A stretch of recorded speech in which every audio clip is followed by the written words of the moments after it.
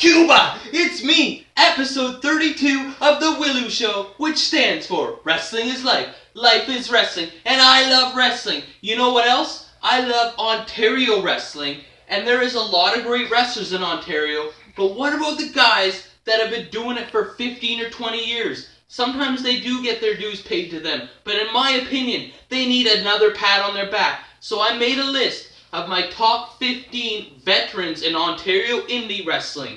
Now, these are the guys I started in 2000 that have been doing it around the same time as me, or even before, or even just a little bit after, and have been consistently working and contributing to Ontario wrestling and doing a lot for it, and have paved the way for the rest of us. If you ever see any of these guys at the shows, make sure you thank them, shake their hands, ask for advice. There's a reason they've been around that long, because one, they love wrestling, just like me, and two, because they have the experience and they have the mind for it, and that's why a lot of them nowadays are involved in like running their own promotions or running their own schools and whatnot, because they know they've been there, they've done that, and they've done a lot for Ontario wrestling. We have them to thank, a lot of them, because back in the day, there was only like 5 to 6 promotions. Now there's like 20. Now, would wrestling be as popular in Ontario now without these guys? We'll never know. But in my opinion, it would not. These guys are making the crowds go up and up, putting it on the map, and now it's so successful. There's a lot of great new talent and people that have come after them, but I bet you a lot of those guys learn from these guys. So let's get into it. Top 15 wrestlers in Ontario, the veterans. So number 15 is going to be Lance Malibu. Yes, some people love him, some people hate him, but he's been doing it a lot longer than a lot of them. He's won some titles recently, the last couple months, and he's been around. He's been to a few dark matches and whatnot, and I wrestled against him, and I was really happy and surprised with how great the match was. It was a pure violence match like 3 years ago, so he's number 15 on the list. Number 14 would be CK Sex, one half of the great tag team, the Canadian Extreme. Now, these guys were one of the best tag teams ever. I mean, obviously, he can get it done singles as well. And he even brought this new guy in, and like Revelation Scourge and something like that. And he was trying to build up the next great tag team. And I wrestled him in PWX like 2003, and I was really happy with the match, considering I didn't really know what I was doing at that point in time. So he is number 14, CK Sex. Number 13 would be Custom Marcus Ryan, another tag team expert. He is one half of the Dirty Vets. Now, he had a WCW dark match back in like 1998 with like L'Artiste and Sean Riker, and he also was a member of like another great tag team, but right now he's doing the Dirty Vets. He's getting booked once or twice at least a month, and if you ever get a chance to pick this guy's brain, make sure to do it. I came close to wrestling him about a year ago, and I was very sad that it didn't happen because I couldn't wait to learn some of his knowledge and whatnot. So he's number 13. Number 12, Super Kamikaze, who just returned recently and has been doing good things. He used to wrestle as Suicide Carlos Ortega back in Neo. He was a tag team with Danger Boy Derek Wilde. And then he became Suicide Sean Ball. And I actually retired Suicide Sean Ball. But he's had some neck problems, and now he's back. He came up with Showtime Eric Young. They did a bunch of dark matches for WCW. And it's just great to see him performing at a level again. And so he's number 12. My number 11 would be Warhead.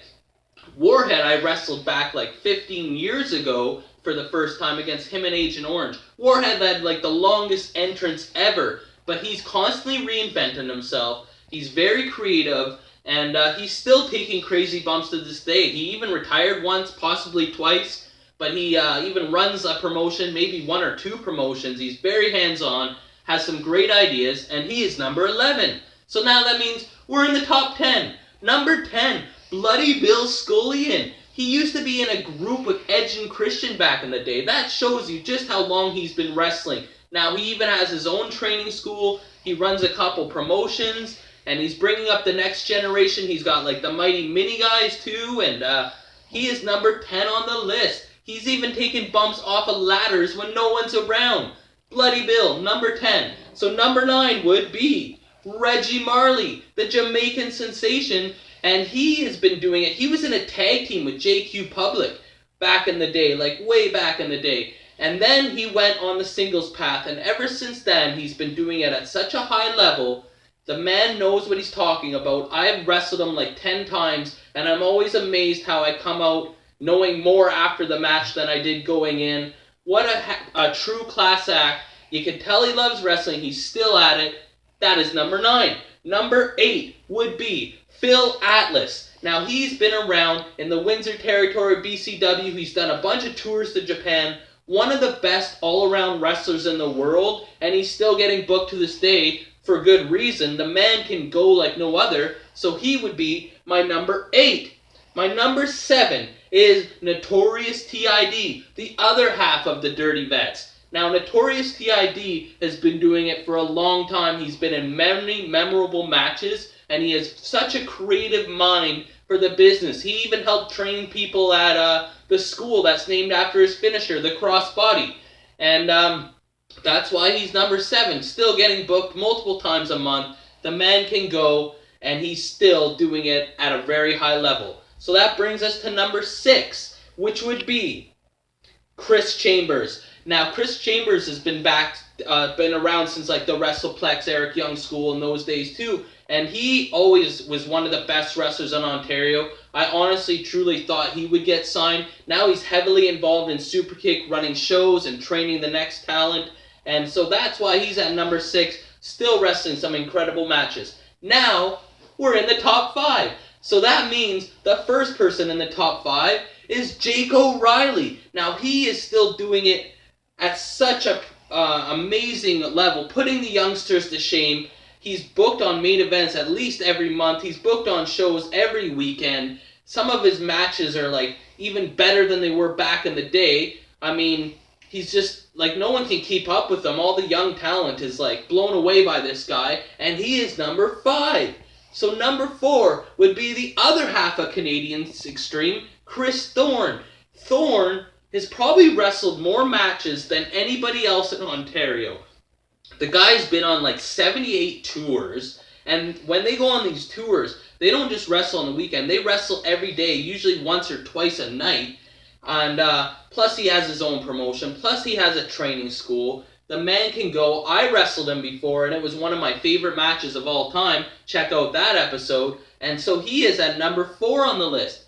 So we're at number 3, the Outlaw Scott Chase. Now this man has been around. He started in a tag team as well, the Texas Hellraisers. And then he ventured out on his own. And ever since then, he's been making his mark and his presence felt. To this day, he is still wrestling in top-notch matches. He's a champion of MCW, and he's wrestled some great matches in the main event against like Cody Deaner and Eric Carney. And he's number 3 to me. I wrestled him, and I love my match against him. I would love to share the ring with him again and show him all the stuff I've learned now and how much better I am now. So he's number 3. Number 2 would be Cody Deaner. Is there any title in Ontario this guy hasn't won? Is there any promotion he hasn't been booked of? And when he is he not almost always the main event? Cody Deaner has been making his mark in Ontario for so long now, and he continues to do it at such high caliber that it was really hard not to put him number 1.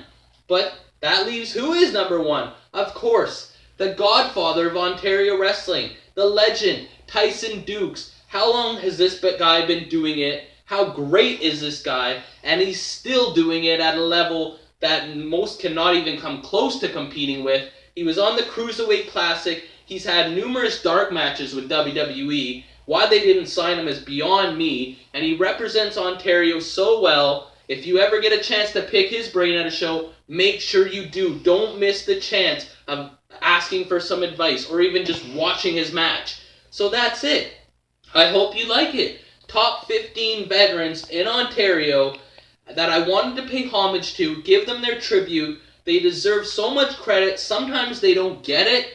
Others do give them the credit they deserve. And also, if I forgot someone on this list, I am sorry. But hit me up. Don't let Elian get away with that. Tell him, Elian, Why'd you leave this guy off the list? What a mistake you made. And I will try and do something about it. I will correct it. I'll make honorable mentions. Maybe I'll do a revised list down the road.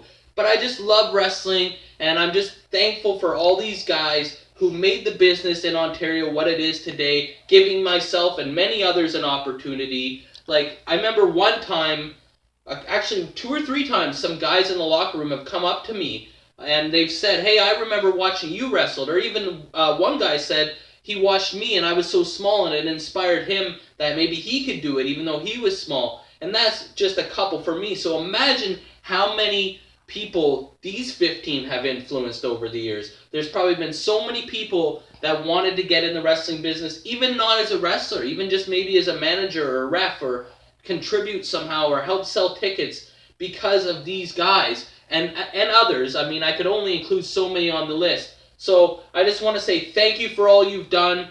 Let's show their support, show our support for them, because they truly deserve it. This has been episode 32 of The W.I.L.L.I.W Show, which stands for Wrestling is Life. Life is wrestling, and I do love wrestling. I'm your host, Elian Habanero. Rate sure, like, or you get a leg drop. Comment, or you get a clothesline. Subscribe, or you get a suplex. Cuba!